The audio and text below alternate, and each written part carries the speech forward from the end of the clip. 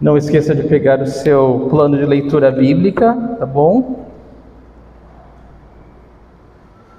Queridos, eu gostaria de falar essa noite sobre visão.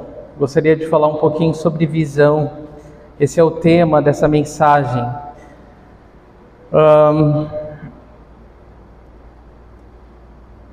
Mas eu gostaria de orar com vocês antes, tá bom? Vamos orar?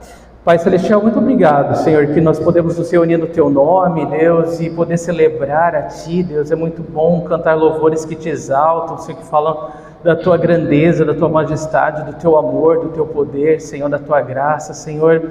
E Deus, que nesse momento agora nós damos atenção à Tua palavra, Deus. Senhor, seja adorado e glorificado, Deus, entronizado em cada coração. Senhor, pedimos que o Senhor nos fale conosco, nos abençoe tremendamente, que saiamos todos daqui diferente de como entramos, Senhor. Nós oramos em fé, já te agradecendo em nome de Jesus. Amém. Amém? Queridos, visão.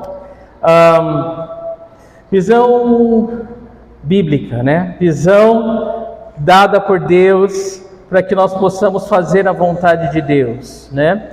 Eu diria que a visão é o ponto de partida, né? O ponto fundamental para todos nós que amamos o Senhor e desejamos servi-lo. Nós queremos estar no centro da vontade de Deus, queremos receber a direção de Deus. E é por isso que a visão ela é tão importante, porque a visão é quando Deus revela para você onde Ele quer te levar. E a partir daí você começa uma jornada de fé, passo a passo, né, em direção à vontade de Deus. E o mais interessante dessa visão é que o Senhor ele não te dá tudo, né? Ele não te revela tudo de uma vez só. Ele vai te revelando aos poucos, né? À medida que você vai dando passos de fé, o Senhor vai revelando para você a vontade dele e vai te guiando através do seu Espírito Santo. E algo que eu tenho aprendido é que visão e fé elas estão totalmente ligadas, né, uma à outra. Visão e fé estão ligadas, assim como visão e missão. Aquilo que nós temos que fazer a fim de chegar, né, de completar a visão que o Senhor nos deu. E então é sobre isso que nós vamos falar um pouco essa noite, mas algo importante para enfatizar em relação à visão é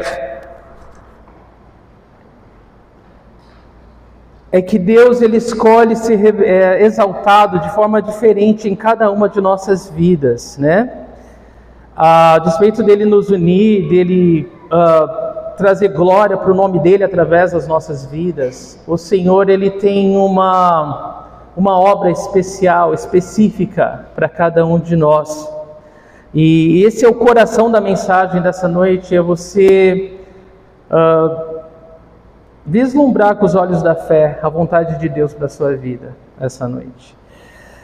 Porque é certo que nós queremos estar onde Deus está e queremos fazer o que Deus quer, né?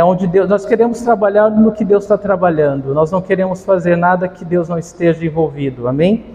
Então é por essa razão que nós precisamos estar sensíveis à direção e à vontade de Deus.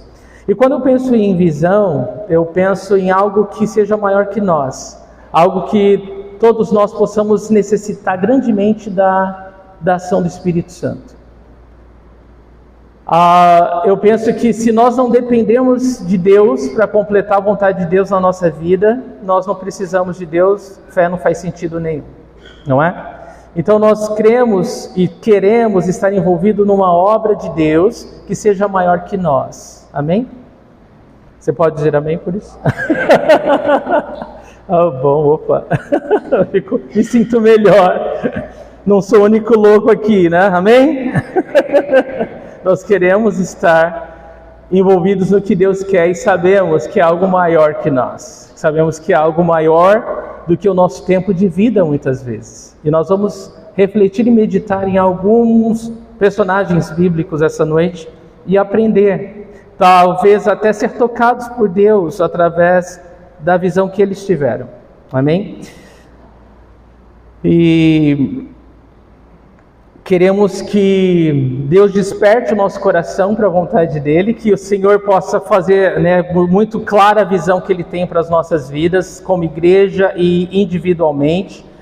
E queremos que, no nosso tempo de vida, queremos estar ocupados com a obra de Deus, com as coisas de Deus, Queremos que isso ecoe por toda a eternidade.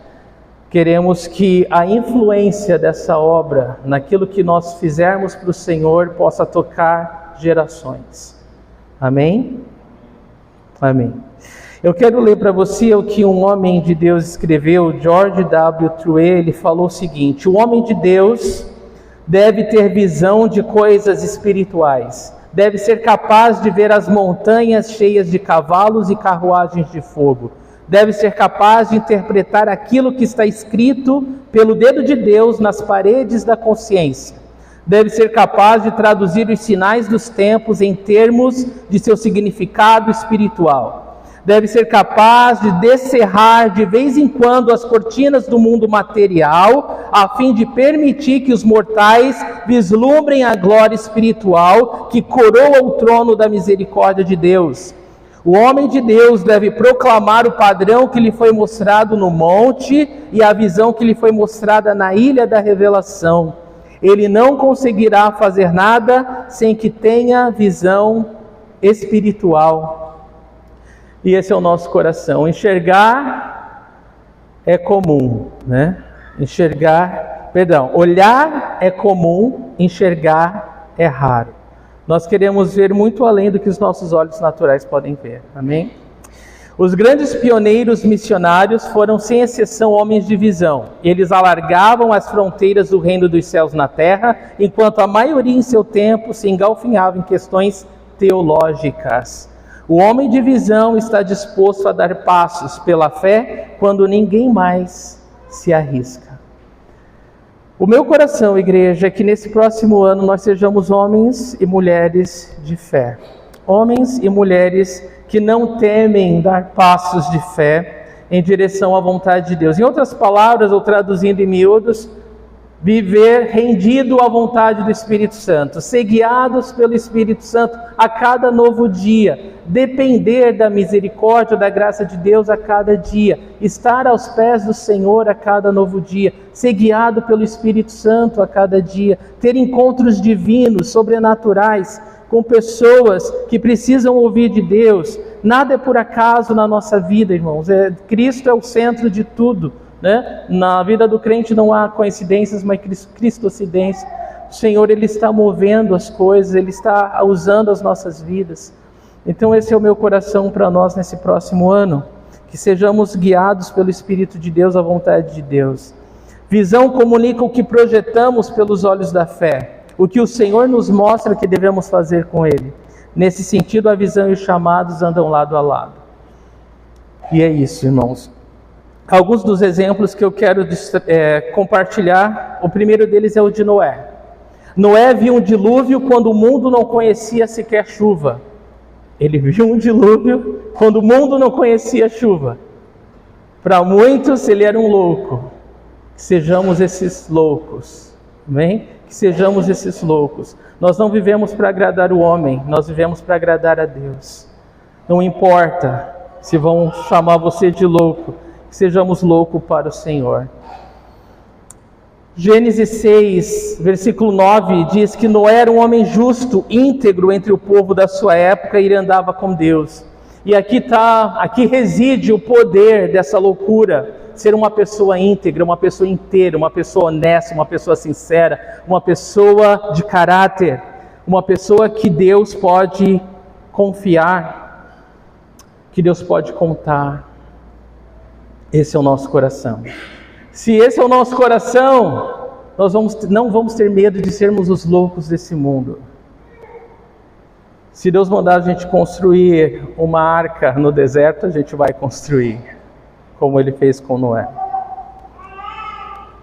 É impossível ter uma visão da parte de Deus sem que tenhamos antes um coração para Deus. Então esse é o ponto de partida. Nós queremos ter uma visão de Deus, mas nós vamos ter visão de Deus sem antes ter um coração para Deus. Se nós queremos ver o que Deus quer nos mostrar, nós precisamos ser um coração que crê primeiro, que espera, que deseja. Amém?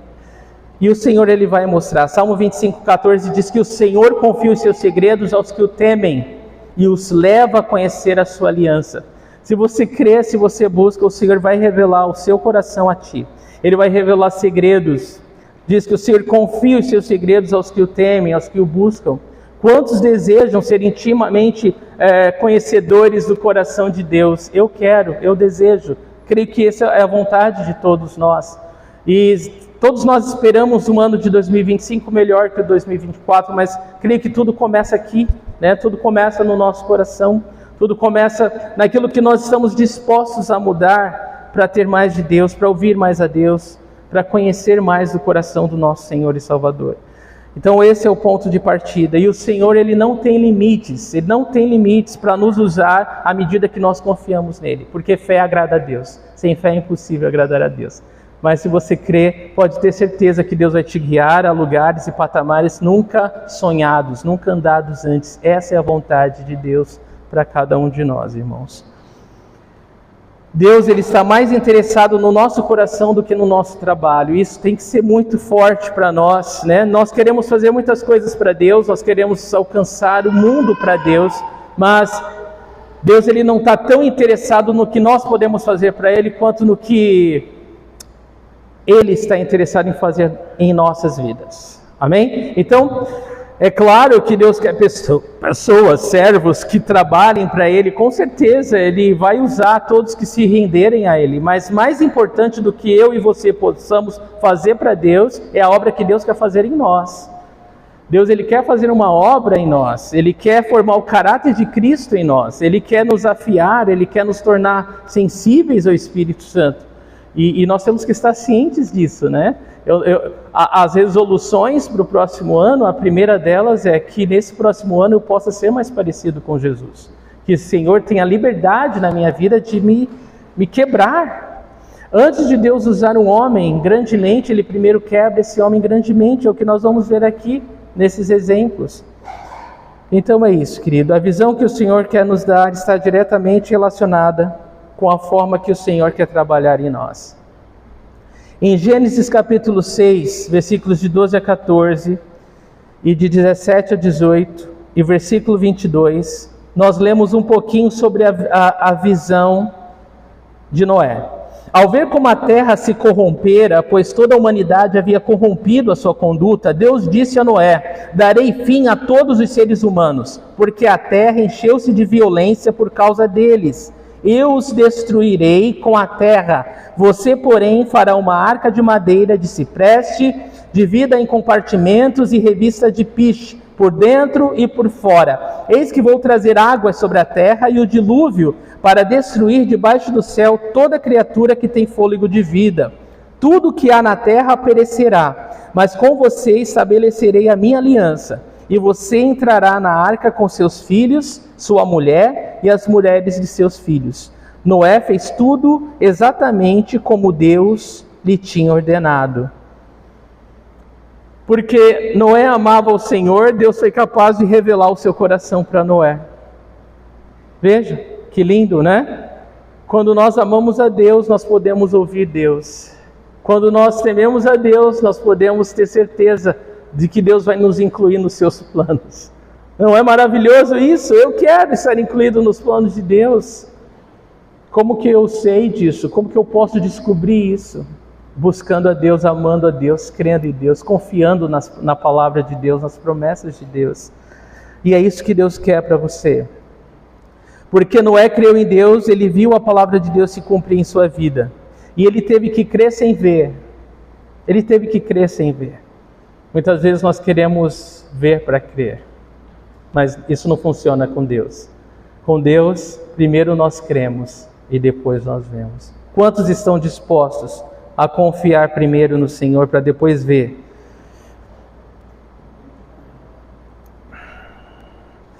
Provavelmente Noé foi zombado, seus filhos foram zombados, mas ainda assim eles perseveraram na vontade de Deus. E eu oro que esse seja o nosso coração. Perseverar, ainda que tudo diga não, Ainda que as circunstâncias sejam não favoráveis, nós podemos continuar crendo, confiando e obedecendo a Deus, certos que esse é o caminho da bênção, da vitória e da recompensa. Você crê nisso? É o que Deus tem para nós. Tem uma visão assim como a de Noé, irmãos, e persevere. O segundo personagem é Abraão. O que Abraão viu? Ele viu uma nação que não existia, separada para a glória de Deus. Ele não podia sequer ter um filho, e o nome dele era pai de muitos. Nossa, que pesado foi para Abraão. E Deus o chama, você sabe a história, para longe da sua parentela, para uma terra que Deus ainda ia mostrar, e ele simplesmente se rende e obedece a Deus. Deus promete para ele que ele teria uma nação, né? Dele viria uma nação, mas a sua mulher era estéril. Ele também teve que crer. Ele também teve que dar passos de fé. E Deus falhou? Será que Deus falha em algum momento que Ele nos manda dar passos de fé? Não, nunca. Quando Ele nos manda crer antes de ver? Não, Ele nunca falha e nunca vai falhar, irmãos. Eu quero ler para vocês Gênesis 12, de 1 a 3. Então o Senhor disse a Abraão: saia da tua terra, do meio dos seus parentes e da casa do seu pai. Vá para a terra que eu lhe mostrarei. Farei de você um grande povo e o abençoarei. Tornarei famoso o seu nome e você será uma bênção. Abençoarei os que o abençoarem, amaldiçoarei os que o amaldiçoarem, e por meio de você todos os povos da terra serão abençoados. Abraão falou: é comigo mesmo, vamos embora. E foi. Irmãos,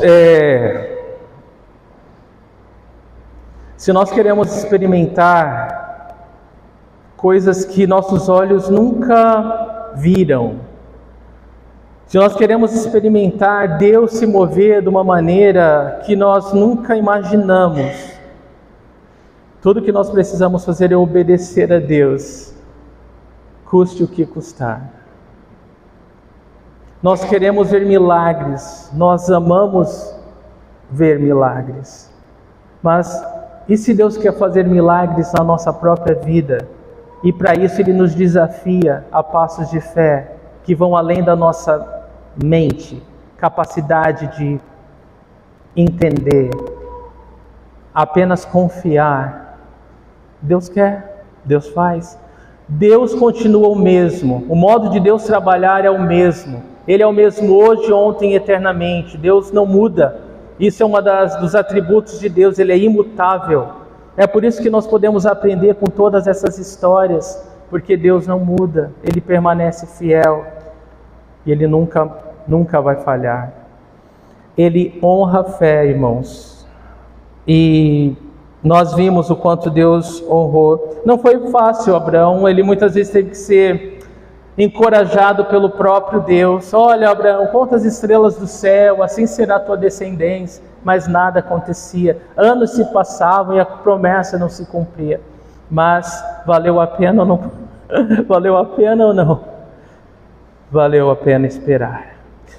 Sempre vai valer a pena esperar o tempo de Deus. Só que o tempo de Deus não é o nosso. Nós vamos ser testados até tudo. Nós vamos ser testados completamente, irmãos, até nos rendermos e sermos totalmente quebrados, porque Deus é o único que vai ser exaltado. Ele é o único que vai ser exaltado, e para essa obra Ele precisa nos quebrar. Se nós desejamos ver, e eu sempre desafio as pessoas, eu quero ver Deus operar coisas grandes, né, no nosso tempo. Deus vai permitir você ver coisas grandes, mas Ele vai usar as nossas vidas, e para isso Ele vai nos quebrar grandemente, para que Ele receba toda a honra e glória, e nós possamos ser capazes de atribuir ao Senhor toda a honra e toda a glória que Ele merece. De outra forma, eu sou humano, você é humano, nós vamos roubar a glória de Deus. De outra forma, nós vamos querer, olha, se não fosse eu, olha, se não fosse eu. Mas Deus, Ele exclui isso para nos poupar, para nos abençoar. Ele precisa nos quebrar e operar grandemente, coisas que só Deus pode fazer. Muito bem, então nós sabemos que Abraão e Sara geraram Isaac, Isaac gerou Jacó, e Jacó as 12 tribos de Israel. Uma grande nação veio, mas porque esse homem simplesmente perseverou. Foi fácil? Não, mas ele também não desistiu. Se nós queremos ver coisas grandiosas assim como aconteceu, Deus, Ele quer fazer. Ele quer fazer. Sabe aquele milagre que você acha que, né? Talvez com o outro. Com o outro é mais fácil crer, né? Do que comigo. Deus, Ele vai fazer. Simplesmente escolha confiar e não desista. Amém? Eu quero falar sobre José. José do Egito. José viu Deus o exaltar acima dos seus irmãos. E parece uma coisa arrogante, né? Ele viu Deus o exaltar acima dos irmãos. Ele viu os irmãos se dobrarem diante dele. Mas ele nem entendia o que significava aquele sonho que ele teve. Mas ele simplesmente acreditava que Deus ia usá-lo de uma forma grande. Ele não sabia o que. Novamente, antes de Deus usar grandemente um homem, Ele o quebra grandemente. Qual foi a trajetória de José, irmãos? Foi vendido pelos próprios irmãos, foi parar como servo, né, escravo do Potifar, que servia a Faraó. Ele fazia como escravo o seu trabalho da melhor forma. Ele honrava a Deus em tudo que tinha. E interessante na vida de José é que ele não amaldiçoou a Deus ou não se ofendeu diante de Deus, diante das dificuldades, das lutas, das dores, das humilhações, né, das mentiras que ele sofria, as calúnias que ele sofria. Ele não se voltou contra Deus, pelo contrário, ele continuava honrando a Deus, fazendo o seu melhor ainda como escravo. E ainda quando foi preso, quando a mulher do Potifar tentou seduzi-lo e culpou ele, né, de violentar ela, ele foi parar na prisão, e ainda na prisão ele honrou a Deus, sendo o melhor carcereiro que ele podia ser. E aí ele foi recebendo cada vez mais oportunidade de servir, até que o faraó teve o sonho, e Deus desvendou o sonho para ele, e ele se tornou o segundo homem mais importante do Egito, até que toda a terra que passava fome vinha até ele, se dobrava, inclusive seus irmãos. Seu sonho, né, a sua visão, ela se realizou. E o que eu acho mais interessante disso, o perdão que José oferece a seus irmãos. Eu quero ler para vocês algumas passagens. Gênesis 37, de 5 a 9, diz: certa vez José teve um sonho, quando contou a seus irmãos, eles passaram a odiá-lo ainda mais. Ouçam o sonho que tive, disse-lhes: estávamos amarrando os feixes de trigo no campo, quando o meu feixe se levantou e ficou em pé, e os seus feixes se ajuntaram ao redor do meu e se curvaram diante dele. Seus irmãos lhe disseram: então você vai reinar sobre nós? Quer dizer que você vai nos governar? E o odiaram ainda mais, por causa do sonho e do que tinha dito. Depois teve outro sonho e o contou aos seus irmãos. Tive outro sonho, e dessa vez o sol, a lua e 11 estrelas se curvavam diante de mim. É claro que se os irmãos eles já tinham inveja dele agora, então, né, foi o estopim para se livrar dele. Mas olha só o que ele fala aqui em Gênesis 45. Quando ele se revela a seus irmãos: cheguem mais perto, disse José a seus irmãos. Quando eles se aproximaram, disse-lhes: eu sou José, seu irmão, aquele que vocês venderam ao Egito. Agora não se aflijam, nem se recriminem por terem me vendido para cá, pois foi para salvar vidas que Deus me enviou adiante de vocês. Já houve 2 anos de fome na terra, e nos próximos 5 anos não haverá cultivo nem colheita. Mas Deus me enviou à frente de vocês para lhes preservar um remanescente nesta terra e para salvar-lhes a vida com grande livramento. Assim, não foram vocês que me mandaram para cá, mas sim o próprio Deus. Ele me tornou ministro do faraó e me fez administrador de todo o palácio e governador de todo o Egito. Que tremendo, não é? Que Deus nos dê, irmãos, esse mesmo entendimento de José, que nós somos tão amados, que nós verdadeiramente fomos escolhidos por Deus e somos amados de Deus, e que qualquer coisa que acontece na nossa vida, mesmo contra a nossa vida, passa primeiro pelo crivo de Deus. Você pode confiar nisso, você pode ter paz nisso e confiar que Deus e o amor dele continua com você e que Deus está permitindo tudo isso porque Ele tem um plano maior acima de todas essas coisas para a sua vida. Será que você pode ter a mesma fé que José teve? Em nome de Jesus. Deus, Ele vai nos forjar, homens e mulheres de fé. Se você é salvo, nasceu de novo, a missão de Deus, né? O projeto de Deus é te transformar à semelhança de Jesus Cristo. E Ele vai usar tudo e qualquer coisa para esse fim. Inclusive as coisas boas e ruins que acontecerem na nossa trajetória. Tá bom? Porque Deus é fiel.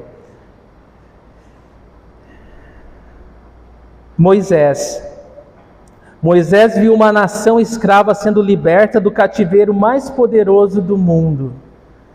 Que tremenda visão de Moisés. E ele não se achava nem um pouco qualificado para aquela missão. Mas Deus o escolheu e Deus falou que faria. Vamos ler Êxodo 3, de 7 a 13. Disse o Senhor: de fato tenho visto a opressão sobre o meu povo no Egito. Tenho escutado o seu clamor por causa dos seus feitores, e sei quanto eles estão sofrendo. Por isso desci para livrá-los das mãos dos egípcios e tirá-los daqui para uma terra boa e vasta, onde manam leite e mel, a terra dos cananeus, dos hititas, dos amorreus, dos ferezeus, dos heveus e dos jebuseus. Pois agora o clamor dos israelitas chegou a mim, e tenho visto como os egípcios os oprimem. Vá, pois, agora, eu o envio a Faraó para tirar do Egito o meu povo, os israelitas. Deus ouviu o clamor do seu povo, escravo e oprimido no Egito, e enviou Moisés para... Deus é muito específico, né? No último versículo. Qual é a missão de Moisés? Tirar o povo do Egito. Né? Deus falou, presta atenção, Deus falou que Deus vai levá-los a uma terra que mana leite e mel. Mas a missão de Moisés é simplesmente tirá-los do Egito. Nunca foi a missão de Deus dada para Moisés levar o povo para a terra prometida. Essa foi a visão de Deus para Josué, não para Moisés. Para Moisés ele deixa muito claro: é tirar o povo do Egito. Por que eu estou enfatizando isso?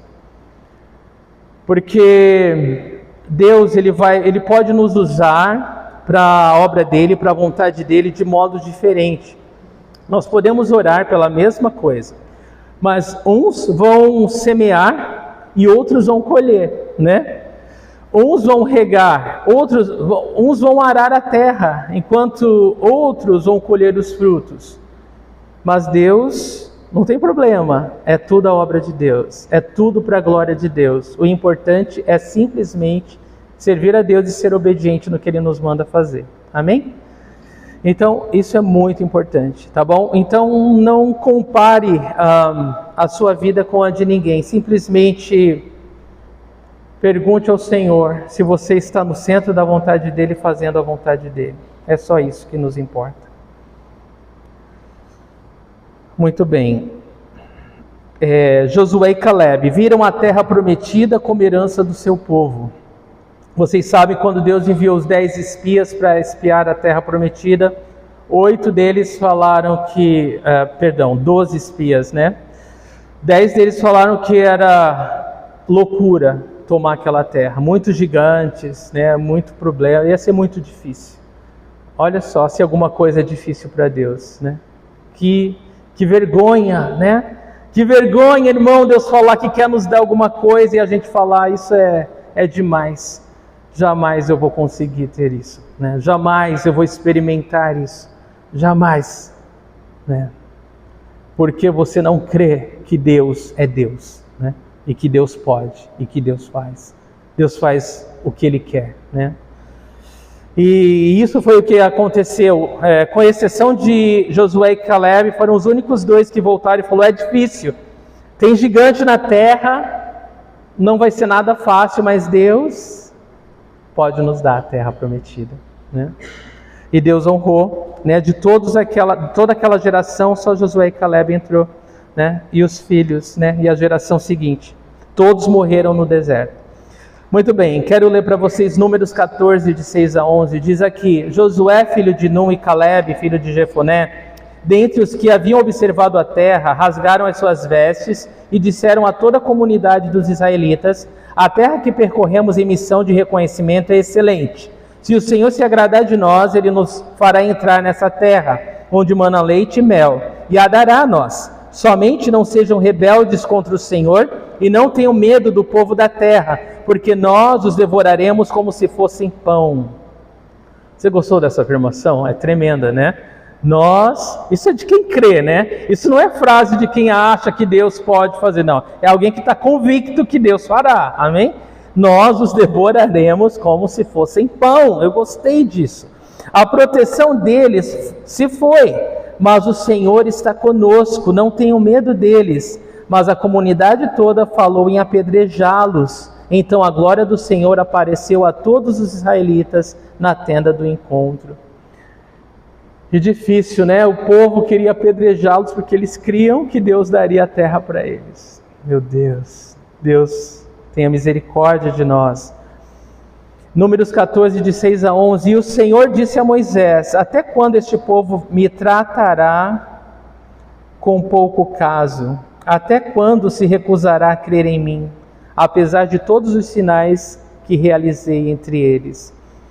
Irmão, se existe algo que desagrada a Deus, é a incredulidade, né? Deus havia realizado tantos milagres, né? Água saiu da rocha, codornizes vieram, né? Maná do céu, né? Tudo, o mar vermelho que se abriu, e ainda assim o povo duvidava de Deus, né? Duvidava do amor de Deus, das promessas de Deus, da palavra de Deus. Que não seja assim conosco, irmãos, que não seja assim conosco. Eu vou falar um segredo para você. Quanto mais você tiver da palavra de Deus em você, mais vontade, mais fome você vai ter dela. Quanto menos da palavra de Deus você guardar no teu coração, mais fastio você vai ter dela. Menos vontade de ler, menos vontade de ouvi-la. Então o segredo é perseverar, ainda quando você não sente que, né? Eu quero ler porque eu preciso dessa palavra, eu preciso. E assim você vai romper essa barreira, né? Essa luta espiritual, essa guerra da carne contra o espírito, e se alimentar de Deus, e perseverar nisso, e até você se tornar apaixonado, né? Dependente dessa palavra, dependente de estar aos pés de Jesus. Amém? Então esse é o nosso desafio, né, para o próximo ano. Todos perseverarem na leitura bíblica, no plano de leitura bíblico, e podemos ler a Bíblia, né, num ano, né? Quanto tempo faz? Você não precisa responder que você não lê a Bíblia toda, né? Mas isso é uma oportunidade para todos nós fazermos isso, amém? Juntos, né, como igreja. E queridos, é claro que nós vamos ter oposições, né? Sempre que você quer fazer alguma coisa para Deus, você vai ter oposição. Eu estava ouvindo o testemunho ontem de um casal que eles viviam juntos por muitos anos, né, sem ser casado, mas eles nunca tiveram problema. Eles iam para farra, iam para tudo que era lugar, ficavam bêbados, nossa, e eles nunca tiveram problema um com o outro. Eles vieram para Cristo, consagraram o casamento deles ao Senhor. Começou o pé de guerra. Começou. Por quê? Porque agora eles se tornaram alvo do inimigo, né? Antes, pouco importa. Então assim, se você não leva Deus a sério, né? Você gosta de Deus e curte Deus, né? E até crê em Jesus. Isso não é o problema para você. Mas você não quer ter um compromisso de servir ao Senhor. Você não quer ter o compromisso de se render à vontade de Deus, e o inimigo não está pouco se importa com você. O inimigo, você não afeta o reino das trevas, você não incomoda Satanás. Mas a partir do momento que você leva Deus a sério, a partir do momento que você quer fazer diferença nesse mundo, que você quer que a tua fé seja uma fé viva, aí você vai ter oposição. E tudo bem, né? Graças a Deus pelas oposições, porque elas nos mostram que estamos no caminho certo. Amém. As oposições nos mostram que estamos no caminho certo. É essa a lição que nós podemos ter, tá bom? Muito bem. Neemias de Jerusalém com muros e portas restauradas, totalmente protegida de seus inimigos. Você sabe que Neemias era o copeiro do rei nessa época e ele ouviu que Jerusalém estava totalmente destruída, né? Uma cidade sem proteção, sem muros, sem portas, e aquilo pesou no seu coração, de forma que ele orou, jejuou, e Deus falou ao coração dele ser esse reconstrutor. Primeira lição: geralmente a resposta da sua oração vai começar com você mesmo. Geralmente, né? A resposta da sua oração vai começar com você. Deus ele vai usar você para responder a esse clamor do teu coração, a isso que tanto pesa, que tanto incomoda. Foi o que aconteceu com Neemias. Então esteja preparado. Quero ler Neemias 1, de 2 a 4. Anani, um dos meus irmãos, veio de Judá com alguns outros homens, e eu lhes perguntei acerca dos judeus que restaram, os sobreviventes do cativeiro, e também sobre Jerusalém. E eles me responderam: aqueles que sobreviveram ao cativeiro e estão lá na província, passam por grande sofrimento e humilhação. O muro de Jerusalém foi derrubado e suas portas foram destruídas pelo fogo. Quando ouvi essas coisas, sentei-me e chorei. Passei dias lamentando-me, jejuando e orando ao Deus dos céus. E adivinha quem o Senhor vai usar para restaurar os muros de Jerusalém? Neemias, né? Então é bom, irmãos, quando você se importa, né? Quando alguma coisa dói no teu coração, um povo, né? Às vezes a situação de algum irmão ou de alguns irmãos, né? E você se põe a orar por aquilo, e você se importa com aquilo, e você jejua por aquilo, e busca Deus por aquilo. Deus vai agir, Deus vai responder essa oração, e Deus vai usar você. Então a melhor forma para descobrir qual é o plano de Deus para a minha vida, a vontade de Deus para a minha vida, começa orando, buscando a Deus, né? E Deus vai te usar. Neemias 6, de 15 a 16. O muro ficou pronto no 25º dia de Elu, e em 52 dias, todo o muro de toda a cidade ficou pronto. Quando todos os nossos inimigos souberam disso, todas as nações vizinhas ficaram atemorizadas e com orgulho ferido, pois perceberam que essa obra havia sido executada com a ajuda do nosso Deus. Então veja, é por isso que eu falo, né, que essa visão tem que ser maior que nós, né?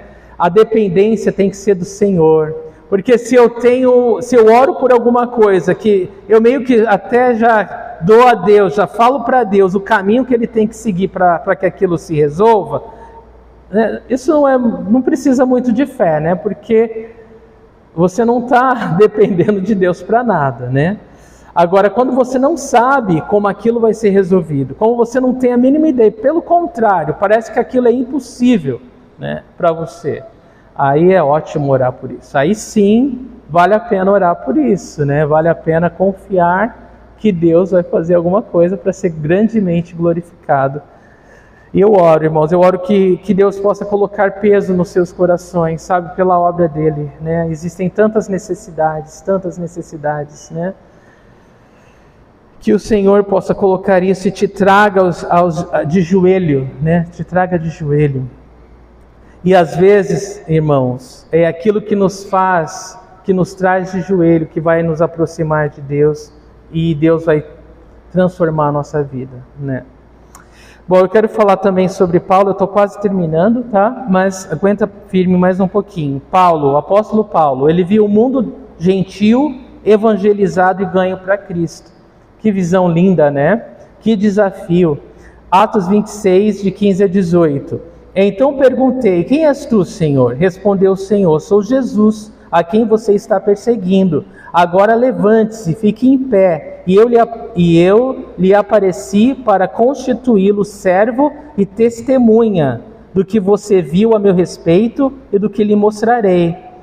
Eu o livrarei do seu próprio povo e dos gentios, aos quais eu o envio, para abrir-lhes os olhos e convertê-los das trevas para a luz e do poder de Satanás para Deus, a fim de que recebam o perdão dos pecados e herança entre os que são santificados pela fé em mim.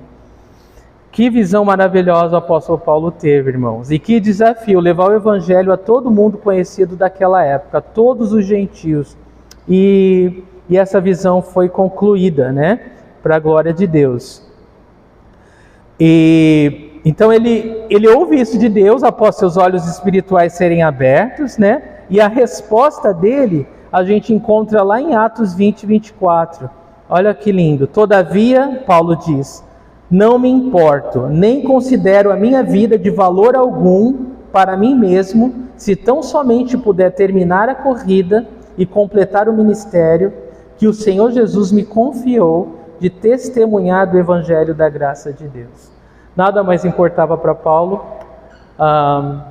somente que ele terminasse o que o Senhor Jesus confiou às suas mãos. Amém? E queridos, eu quero dizer algo muito importante para você. Deus, Ele confia a cada um de nós essa missão, a cada um de nós. Não se diminua, não se sinta menor. Deus, Ele confiou a nós levar o Evangelho de Deus. A palavra que salva o perdido, né? Que dá vida a quem está morto, que restaura a vista dos cegos, né? Que faz o paralítico andar, que esvazia o inferno e enche o céu. Esse Evangelho que Ele confiou a nós. E a nossa missão é essa, igreja, é levar esse Evangelho a quem não conhece. Pedro viu cardumes de homens sendo pescados para Cristo.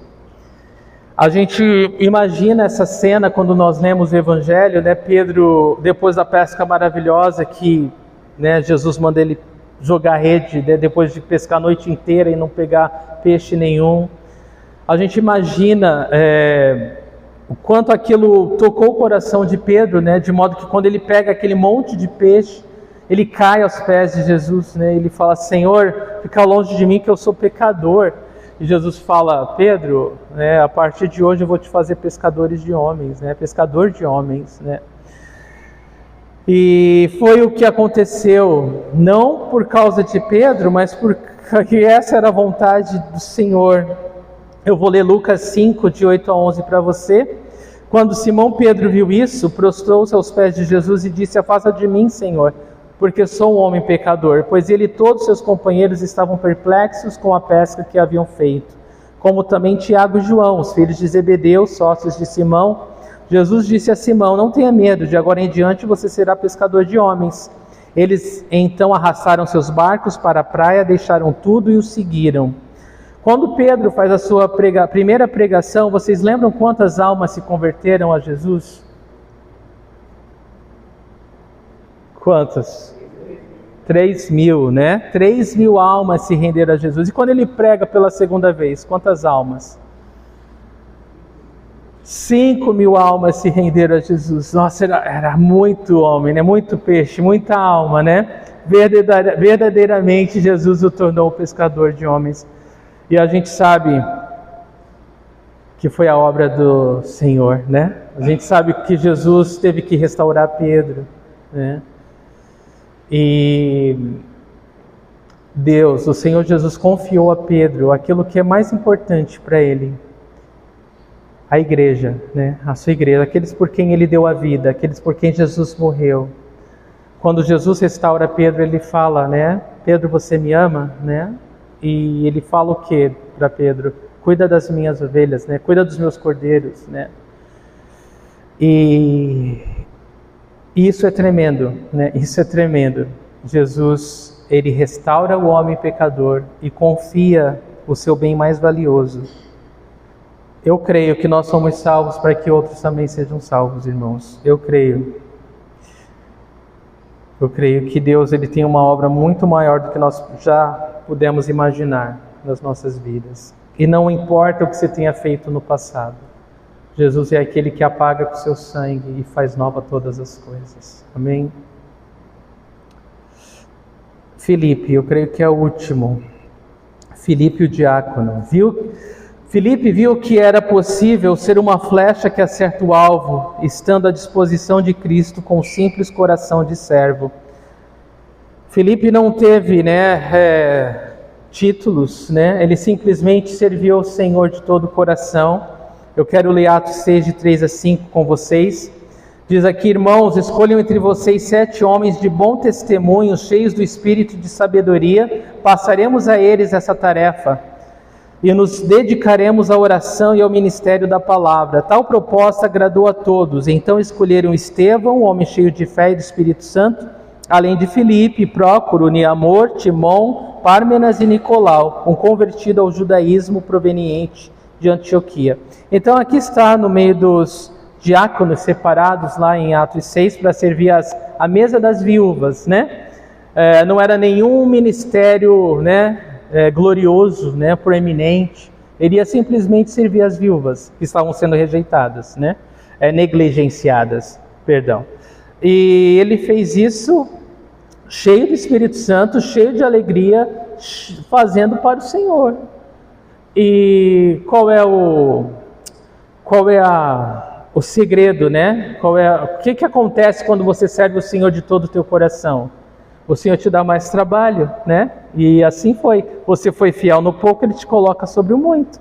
E aí não teve limites para Filipe. Ele acabou se tornando um grande evangelista. Ele falou do amor de Jesus para muitas pessoas. Samaria foi impactada pelo evangelho através da vida desse homem, desse servo. E o Senhor também usou para que o eunuco, etíope, pudesse ouvir de Jesus também e levar o evangelho para a Etiópia. Olha só como Deus faz quando Ele encontra um coração aberto, disponível, a servi-lo de todo o coração. Por isso que eu falo, igreja, não há limites para um coração disposto a servir o Senhor com toda alegria, com toda a fé, com toda a vontade. Você nunca sabe até onde Deus pode te usar, Então, faça por inteiro, faça de todo o coração. Atos 8, vamos ler de 4 a 8. Os que haviam sido dispersos pregavam a palavra por onde quer que fossem. Indo Filipe para uma cidade de Samaria, ali lhes anunciava o Cristo. Quando a multidão ouviu Filipe e viu os sinais miraculosos que ele realizava, deu unânime atenção ao que ele dizia. Os espíritos imundos saíam de muitos, dando gritos, e muitos paralíticos e mancos foram curados. Assim, houve grande alegria naquela cidade. Então, que tremendo, Uma cidade inteira foi impactada, salva, transformada, porque um homem sem título, mas que amava Jesus, anunciou o Evangelho. O poder está no Evangelho, o poder está na palavra, E é isso que faz a diferença naquela época e nos nossos dias, A palavra continua poderosa por si só. A última vez que nós ouvimos falar de Filipe é quando Paulo visita com alguns irmãos e ele vai até a sua casa e ele está ali com 4 filhas profetisas, A gente vê o quanto ele se preocupou em passar a palavra. Eram filhas que criam no Senhor. E talvez esse seja o maior dos ministérios, Não adianta eu ganhar o mundo para Deus e deixar a minha família, sem atenção, Seria o péssimo servo de Deus, Se a gente quiser servir a tantos e negligenciar os da nossa própria casa. Que isso não aconteça, irmãos. Que vocês, homens, sejam os sacerdotes do lar, servindo a sua esposa, amando a esposa, fazendo de tudo para que elas cheguem mais perto de Jesus, Educando seus filhos no caminho de Deus. Até uma dica, faça o plano de leitura bíblica como família, Seria tremendo, um encorajará o outro, Faça com seus filhos. Mas é isso. Filipe, ele simplesmente queria servir e Deus o usou sem limites, né? E essa é a lição para nossas vidas, né? Então, sozinha a visão, ela só faz um visionário, né? Mas a sabedoria é um pedante, alguém que exibe conhecimento. Mas, quando os dois estão juntos, algo incrível acontece. A visão sem a missão, ela produz o visionário, mas só isso. A missão sem visão é só trabalho, é enfado, é cansaço. Mas quando você tem uma visão e você tem uma missão, aí sim, isso faz um missionário, né? Isso faz você fazer diferença, né? Você sabe onde Deus quer te levar e você faz agora, hoje, o que Deus quer que você faça. Com certeza Deus vai te levar a realizar os sonhos dele. Então a minha pergunta que eu quero deixar para cada um de vocês essa noite é: qual é a visão que o Senhor tem dado a você? Deus tem te dado uma visão. Se não tem te dado uma visão, ore. Se importe com as coisas de Deus e comece a orar por elas. E Deus vai despertar teu coração para alguma coisa. O que você tem contemplado com os olhos da fé? Peça a Deus para que você veja. O Salmo 2,8: Pede-me e te darei as nações como herança e os confins da terra como tua propriedade. É o Salmo messiânico. E a pergunta é: onde o Senhor deseja usar você para cumprir essa profecia messiânica? É certo que Jesus pediu ao Pai e o Pai lhe concedeu. Em Apocalipse nós vemos as nações louvando a Deus. Mas e a nossa parte nisso? Onde está, né? É isso que eu quero desafiar, orar. Ore ao Senhor, peça ao Senhor: Deus, qual a minha parte nesse teu grande plano, né? Eu quero ter a visão e eu quero fazer, eu quero obedecer. E Ele vai guiar você. Eu só quero lembrá-los para nós, né, aqui como igreja, Deus tem dado uma visão muito clara desde o nosso princípio. Eu quero ler para você, eu quero mostrar para você, onde não há visão profética o povo perece. É importante a gente saber para onde está indo, né? Provérbios 29, 18.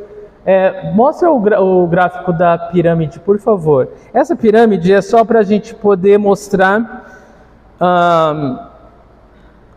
a base dela.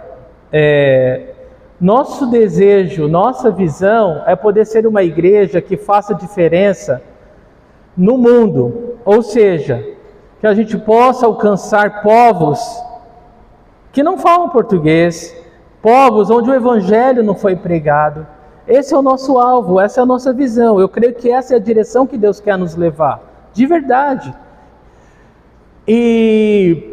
Mas não é só isso, né? Primeiro começa ali, na base, uma igreja que ora. Uma igreja que ora em casa, que ora no quarto, que ora na igreja, que ora nas reuniões de oração, que ora com parceiros de oração, que ora com a esposa, que ora com os filhos. Uma igreja que ora. Esse é o ponto de partida, esse é o ponto principal. Se nós esperamos qualquer coisa da nossa vida, igreja, nós temos que ser pessoas que oram. 2, estudo da palavra. Nós temos essa ênfase e nós não vamos abrir mão disso. Graças a Deus temos a escola. Quero desafiar os homens e as mulheres que conhecem a Jesus a esse novo ano pegar um outro rapaz e discipulá-lo. Vamos estudar os princípios, a vida frutífera, vamos ver os passos, né? O que é graça, o que é pecado, o que é salvação, o que é perdão dos pecados. Vamos estudar junto. Discipula alguém, né? Passa a alguém aquilo que você já recebeu. Isso é glorioso. Faz disso um projeto para o próximo ano. Evangelismo, não perca as oportunidades, né? Seja para a vizinhança, seja lá no emissário, seja onde for, né? Participe, fale de Jesus, seja no seu bairro, no seu vizinho, né? Às vezes a gente quer ir para a China, mas não fala de Jesus para o pasteleiro lá da esquina, né? Então vamos lá, vamos falar de Jesus. Fortalecimento das igrejas, né? Um sonho, um desejo nosso, né? Que as igrejas possam ser fortalecidas e que nós possamos abençoar de forma efetiva, né? As igrejas no Brasil. plantar novas igrejas. O Brasil é muito grande, cabe muita igreja, tem muita terra, muita gente, né? Metade da América Latina, o Brasil. E existem tão poucas igrejas ainda, né? Tão poucas igrejas. Digo igreja séria, que prega a palavra. Igreja tem muito, uma na frente da outra, uma em cima da outra, uma em cada esquina. Mas eu digo igreja que está compromissada a pregar a palavra de Deus, né? E não querer glória para si. É outra coisa, né? Mas não vou falar disso agora. Missão transcultural, né? Levar o evangelho a povos que não conhecem Jesus. Esse é o nosso caminho, igreja. É esse caminho que Deus está nos levando, não necessariamente nessa ordem, mas tudo ao mesmo tempo. Nós precisamos entender isso, né? Que Deus, se você faz parte dessa comunidade de fé, Deus te inseriu nesse meio e Deus quer usar você. Amém? Então eu vou ler para você na prática como funciona isso, essa visão. Número 1, crescer na graça e no conhecimento do nosso Senhor e Salvador Jesus Cristo. Anunciar a salvação de Cristo, servindo como hospital espiritual para a restauração dos feridos e desenvolvimento da fé bíblica para todos que buscam conhecer e crescer em intimidade com Ele. Encorajar os cristãos a buscarem e exercerem os dons do Espírito Santo, de modo a vivenciarem a plenitude de Cristo neles e assim serem testemunhas fervorosas do seu imenso amor. Fortalecer o corpo de Cristo, equipando, treinando e enviando, a fim de expandir o ensino da palavra de Deus e de sua maravilhosa graça. Servir como uma ponte para conectar cristãos de todo o mundo a esta visão, para a extensão do seu reino na terra, enquanto aguardamos a sua gloriosa vinda. Irmãos, pro tempo, eu quero que nós façamos um tempo de oração agora, né? Nós vamos orar por isso, né? Nós vamos orar para que nós possamos viver isso, né? Para que cada um de nós possa viver isso, né? Nós vamos orar em duplas, porque eu quero que todos saiam daqui recebendo oração, né? Então, um vai orar pelo outro. Casal não vale. Você ora em casa um pelo outro. Agora você... Mas antes de nós nos separarmos e nos dividirmos, igreja, eu quero fazer duas coisas importantes. A primeira delas é a apresentação da Cecília, né? Vamos orar pela Cecília. E aí depois eu falo a segunda. Pode vir. Pequena Cecília.